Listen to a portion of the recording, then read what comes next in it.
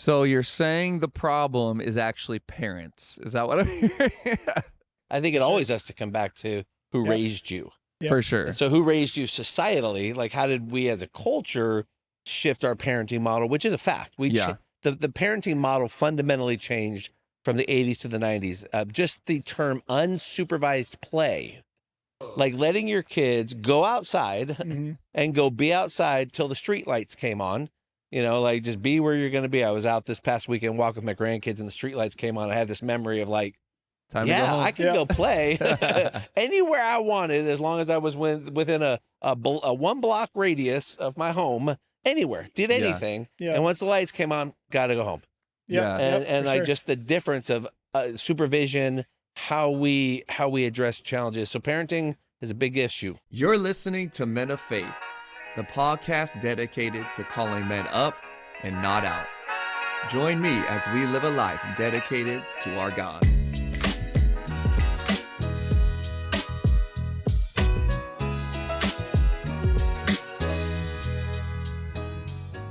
Gentlemen, welcome back to the Men of Faith podcast. I'm your host, Caleb Cole, with my co-host, Brandon Miller, in the building. Hello, Men of Faith.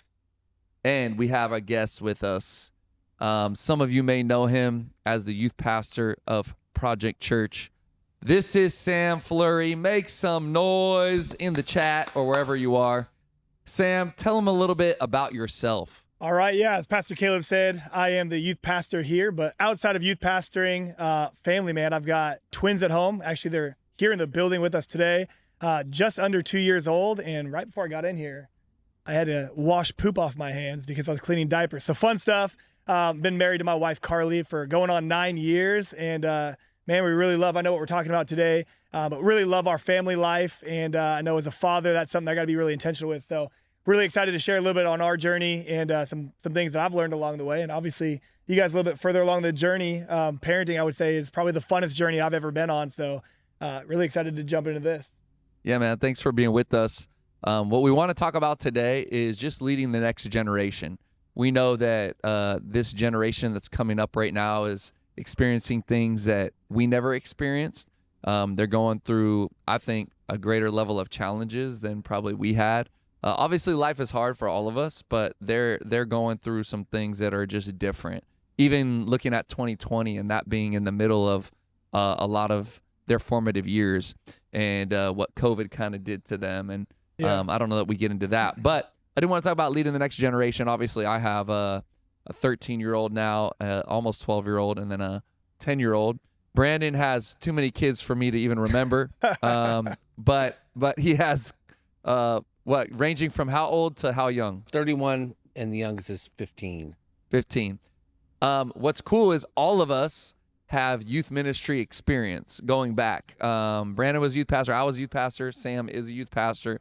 And so that's why I want to talk about this next generation. I think starting out today is just, what do you see as some of the challenges that they're facing that maybe are new and are giving them just more difficulty in becoming, I don't want to say, positive people in society, but, that are hindering them from walking out just adulthood to the level that maybe we did in our days, back in the day. Yeah, for sure. So what are some of the challenges? Yeah, I'll jump in. I'll say that I think the first two that come to mind, especially with like the teenage years, especially, I mean, obviously we know this generation more than ever has devices at their fingertips, and a lot of things come with that. There's some good things for connectivity, but some terrible things as far as usage that comes with it. The accessibility to websites, chat rooms, there's just a lot. But I would say obviously the ability to get on devices is been something that's been detrimental to a lot of people. And I always love that parents are, I think now more than ever, really cognizant of screen time, app limitations, just not allowing their students or their kids to even have their phones early in the mornings, late at nights.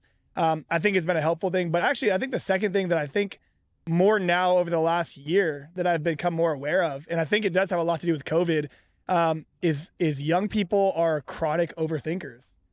Their thoughts are crazy. A lot of things go on in their mind, and they can convince themselves to do some crazy things.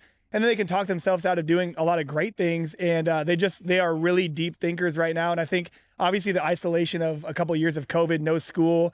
I think even now, me being in high schools and middle schools and speaking in those a lot, I'm still seeing that there's a lot of remnants of individualism, deep thinking, and they're still learning how do I become a social person again?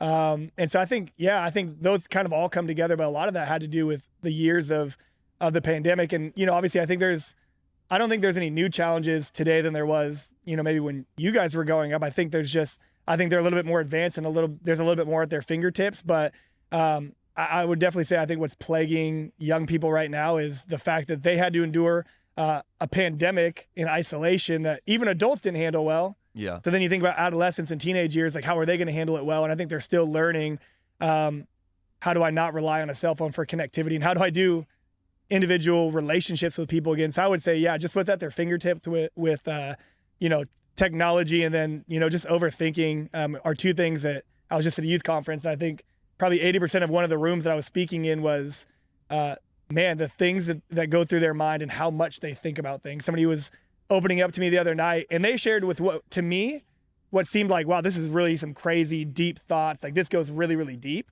And then a week later, they told me that was 10% of what I'm thinking about. And so it just tells me, man, there's so much going on in their minds. And I think obviously a lot of that has to do with the pandemic and learning how do I rationalize and talk through these things. So I would say those are probably the two most prominent things that I'm seeing in young people right now. Yeah. Brandon, what about for you? I mean, I know you have like adult children, and grandkids, but then you have teenagers as well. Yeah, I think it's important as a parent to remember that kids are inherently resilient if you let them be resilient, meaning you have to let them find their way through their problems. Yeah. And there is a real challenge right now because I employ people in their 20s. I employ people who are next generation, so watching different type of workers. And there's a fundamental challenge when we're told to feel our feelings and be our feelings, and then our feelings are validated as fact.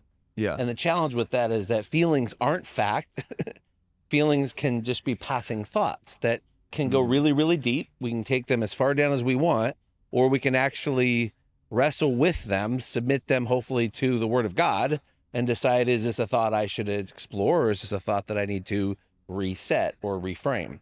And so it's interesting watching 30-year-olds walk through resilience and challenges and processes versus teenagers. And in the process of my 17-year-old and now 15-year-old facing pretty difficult challenges, just even the nuances of how they both process and think through problems and find their ways through that. And being the parent coach around, okay, some of this, I can't give you the answer. I got to let you sweat this one out. You got to figure it out. But boy, I tell you, it's a real issue right now, raising the next generation to bail them out, because we want to step in. We want to make it the path a little easier. And we think it's good parenting. But in reality, some would say in mass studies right now, we've actually hindered generations by over answering them, by giving them too much to solve their problems. Yep. So you're saying the problem is actually parents. Is that what I'm hearing? Oh. I'm joking. I think it's a part of it. I think it always has to come back to who raised you. Yep. For sure. And so who raised you societally? Like, how did we as a culture shift our parenting model, which is a fact. The parenting model fundamentally changed from the 80s to the 90s. Just the term unsupervised play. Totally. Like letting your kids go outside and go be outside till the street lights came on. You know, like just be where you're going to be. I was out this past weekend walking with my grandkids and the street lights came on. I had this memory of like, time to go home. I could go play anywhere I wanted as long as I was within a 1 block radius of my home. Anywhere, did anything. And once the lights came on, got to go home. Just the difference of supervision, how we address challenges. So parenting is a big issue. No, I agree. So, I mean, you addressed a few things. I think one of them being the helicopter parenting that we're seeing nowadays, where these parents are just hovering over them constantly, interjecting in every opportunity, even, aligning or siding with their child against their teacher when their child is clearly wrong. Teacher, coach, you name it. Yeah, anyone, right? My child is right and you're wrong. Yeah, always. So I'm a big believer in this, in just letting our kids go, letting them figure it out, the resilience part. I mean, people have questioned me recently because I let my kids ride their bikes to school, and then they come home. And a lot of days they come home, there's a hide a key. We're not there at first. They come home, and they're in elementary school. Now Kanan's in 7th grade, but the other two are in elementary school. But last year they were all in elementary together. They'd ride to school, ride home. And even my parents like, what are you doing? And I'm like, this is how you raised us. But now I'm not going to do that in this day and age. And I'm like, look, I want them to go explore, go ride your bikes, like, and figure out, like what you're saying. They figure out resiliency this way. They figure out their boundaries, how to test their boundaries. But we're in this day and age where it's like, we don't want anyone to get hurt. We don't want anyone to not be supervised and protected at all times. And I do think we're raising a generation that, I don't want to say soft, but they're not resilient. And resilience is, I think, the number one indicator of success when it comes to life, jobs, future. And so we have a lot of parents listening, a lot of men who have kids, probably in the ranging from Sam, you having, almost 2-year-olds, to Brandon and me who have teenagers and beyond. But I think that, this may have shifted to raising the next generation. It's really about how you're leading the next generation as men. And I want to offer a dichotomy because you just offered the unsupervised, and I mentioned unsupervised play. So letting our kids explore their world, letting them understand how to confront difficulty in person with people. And I would give the dichotomy to that of absolute supervision to online resources. Yes. Like that, like putting a kid out into the internet is like dropping them into the worst city you can possibly, like, drop them in a Sodom and Gomorrah and good luck. Like it's really difficult. So there, I would say, go more extreme. And it's almost like we're doing the opposite. Go ahead, take this device, have a portal to the worst things humanity can devise. Unsupervised. But I won't let you go across the street without holding your hand. We have a problem here. Like we're missing something in this way of thinking. We got it twisted.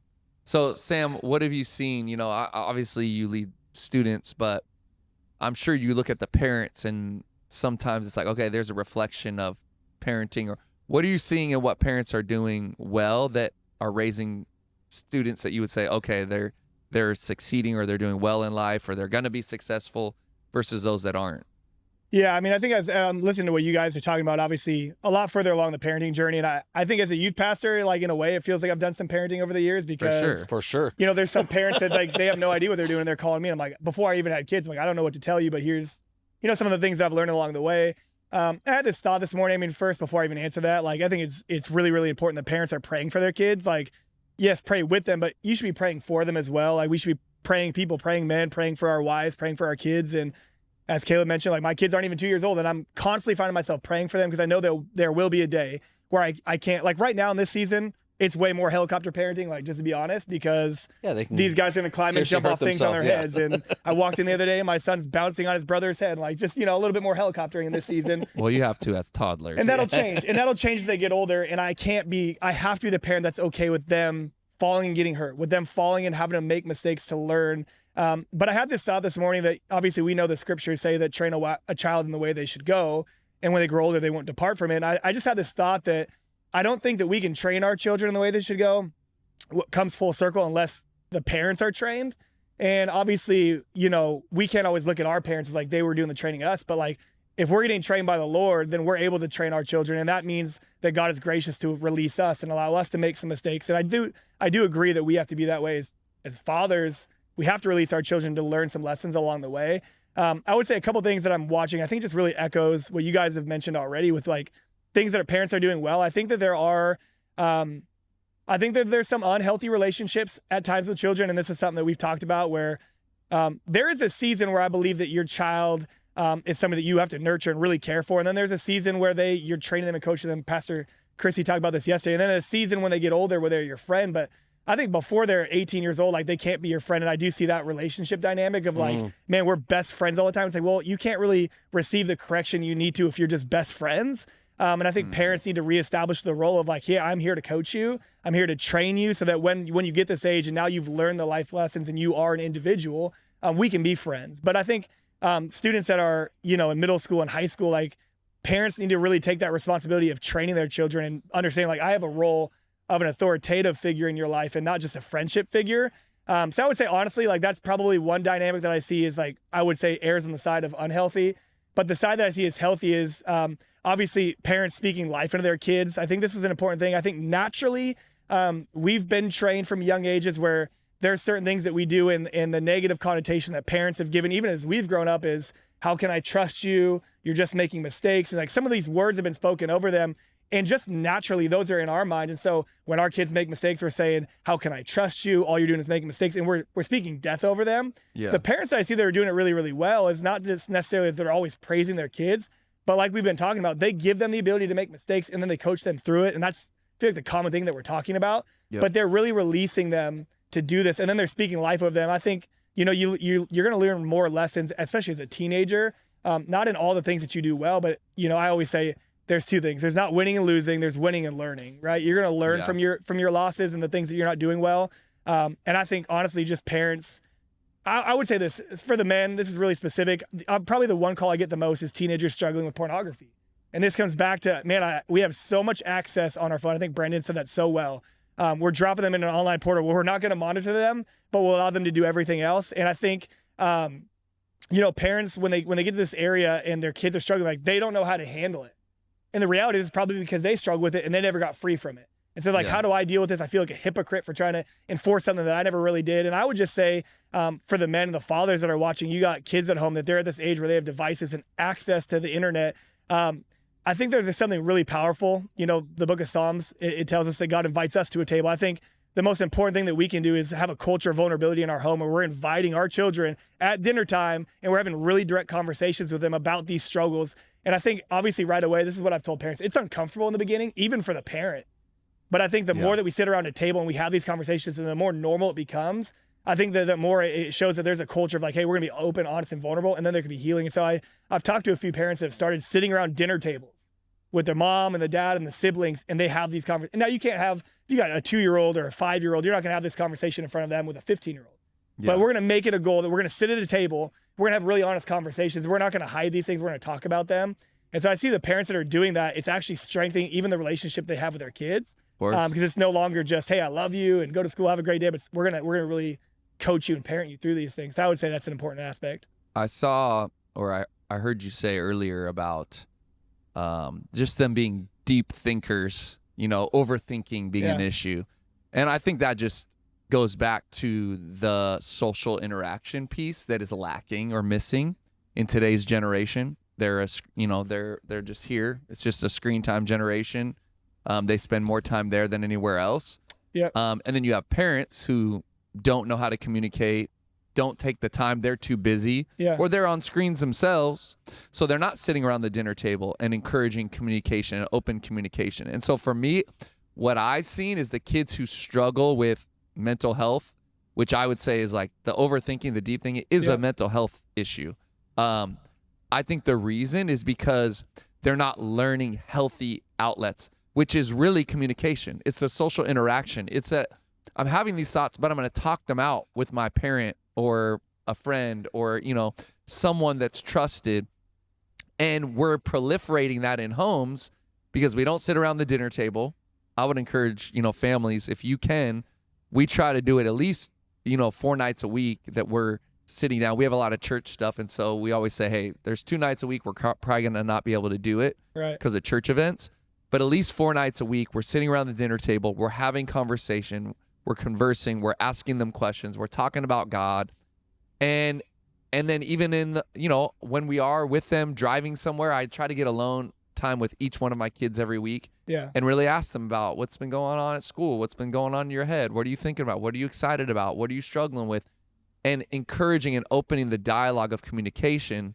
And I think that, not that they can't be deep thinkers and think a lot about things, but when they're able to verbalize it and vocalize it and communication is open, that's when then they process that in a healthier way. Right. But when we're just stuck in our own heads and we're on these all day long and we never converse with anyone, I think that's what's causing a lot of issues for these young people.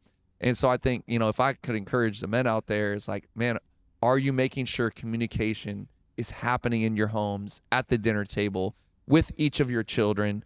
Of course, with your spouse. We're not even talking about spouses today, but that's got to be there. And I think we'd all do better if we just got rid of our devices, to be honest. Throw them in the trash. No. I would just add to that. I think you're right, though. Like we're all really aware of this. Anybody that has kids, like my kids are 2 years old, and they are already at a point where they will repeat words that I say. Yes. And as they get older, that doesn't slow down. That speeds up. They're going to do the things that they see their parents doing. And I would just encourage the dads in here, or the soon-to-be dads, the culture of your home is a direct reflection of the model that you show, and the communication that you have with your wife, the intentionality that you have with her. And so sitting down at a dinner table and not having devices, the less your kids see you on devices, I would probably guess the less they're going to be on devices. The more they see you have an open dialogue with them, they're going to have open dialogue with you and with other people. And I think we have to set the standard and the culture in our home. They said it this way, that in homes, churches, culture is always being set, and it's either by design or by default. It's going to happen one way or the other. So it can happen accidentally or it can happen intentionally, and that's really up to us. And so I think as parents, we got to put our phones down. We got to encourage communication, and we have to be the ones that set the standard in our home of what it's going to look like. And I do believe that our kids will follow after that. Yeah, I'd offer just a perspective to dads that our kids are going to hear voices throughout their life, and prioritizing with them who they learn to listen to. Recently started a young adult group with my sons, and so this is 17 to 25-year-olds. And the most interesting part of the conversation with these guys, and it's something as a dad I watched, but I hadn't put it into words, and it's the cliff. The percentage of kids that come up through the church and at 18 fall off the cliff. The results, the statistics are really scary. I mean, it's a massive cliff that these kids fall off. So in this group of young adults, the number of questions connected to, and these are in many cases church kids who have no knowledge of Scripture. They don't know how to distinguish God's voice for themselves in any significant way. And so where they have to resort is peers. Peers become primary voices in their life. And we know this is a big part of what happens with the social phenomenon of putting them all in one place where they can constantly hear from each other, right? And so as a dad, one of our primary purposes is we want to be a significant voice and pulling from God's voice. How are we rooting them in to, we think this way because of this truth. We think this way because of that. Because if the kids don't have that to come back on, the other voices of culture will be louder than yours, and they will drown you out. And they could be raised in the strongest Christian home, but we're preparing them. And so I encourage dads to give a lot of attention to the Scriptures, who you let mentor your kids on purpose. Because my son's going to Sam is a very important relationship.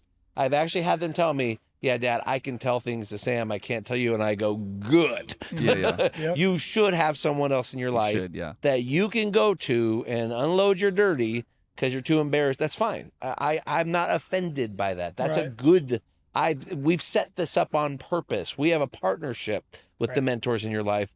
But then being really clear on how you want them to interact and learning how they hear from God for themselves, how they grow in that. Well, and I think then that's the challenge, right? Is that as men, we have to be doing it ourselves. How can we do it for them if we're not doing it for ourselves? And so I think ultimately this is probably a sobering reminder for us. And most of us, I mean, this is what I'm seeing right now. Most of us are living vicariously through our children. And unfortunately, we're only living vicariously through them around sports or activities or things that we like that they've taken most natural. Right. Because we connect by doing. That's how dudes connect. We connect by doing stuff together. Totally. For sure. And I had this epiphany the other day is I kind of had shifted how I'd been communicating with my oldest about sports because I realized I was even getting sucked into that at times. And I was like, man, God, if I'm going to live vicariously through him in any way, I want it to be spiritually. And I just felt like the Lord was like, You do coaching with them, you coach their teams, you practice with them outside, you give them drills. What are you doing spiritually? Now, obviously, we're having conversations, but so when they each turn 14, I've already decided that I'm going to start this like mentoring process with them of being in the Word. We're going to do devotions together a few days a week, because I'm training them in sports because that's natural, but I also I'm a pastor. This is natural for me too. But man, I want to live through them spiritually, and that's more important. Yep. And so the Lord really convicted me on it, and so I'm beginning that process here when my son turns 14 in a few months, and then I'm going to do it with the next one and my daughter too. Because you did something like that with your dad, and you guys helped out with my sons. Yep. In their mission, that we call the mission of manhood, and I couldn't agree more because it's so natural to do the sports thing, right, or the fishing, or the hunting, or the thing, but pulling them into, all right, let's read some books together. Let's study scripture together. Let's get you around some other dudes. That's huge. Yeah. So we want to do a final call up for this episode. Sam, this is something we do every time. We give the guys a call up. And so I'll start, I guess, and then you guys give them the call up you have for them. So, man, my encouragement to you is, number one, you just got to make sure you're growing spiritually so you can lead this next generation well. And then number two is be intentional in how you're pouring into them spiritually. It doesn't have to be anything huge. It could be one spiritual conversation a week, or, hey, let's pray together, or I read this scripture, what do you think about it? But intentionality in pouring into the next generation spiritually as fathers is something we have to do. Yeah. I would say my call for the fathers too is just educate yourself, like lean on what you know is right. Like community will help you really parent and guide your kids the best way. But educate yourself in the areas where you don't. I think there's so many resources out there for fathers that can help grow you, so many different books and different people around you that can really educate you and inform you how to raise your children well. So I would say lean into community, point the finger at yourself before you point it at anybody else. I think every time we point a finger at other people, we got to realize there's four of them pointing right back at us. And so look at yourself. Your kids are a direct reflection of you. Set the culture of your home well, and do it by design, and don't allow it to happen by accident. Yeah. Yeah. Mine is this: choose mentors for your kids. Be intentional about who you give voice and who you want to reinforce messages or even bring messages to your kids that are going to help develop that next generation. Those are important partnerships, and they can make all the difference. Hey, thanks for joining us for the Men of Faith podcast, Sam. Thanks for joining us. Good Great to have time. you. Thanks for having me. In your King's hat, which I celebrate today. Let's go. Even though they lost last night. We're going to get a win tonight, though. Let's do it. Brandon, always a pleasure. Sure. Men of Faith, onward, upward, grace and peace. See you next time.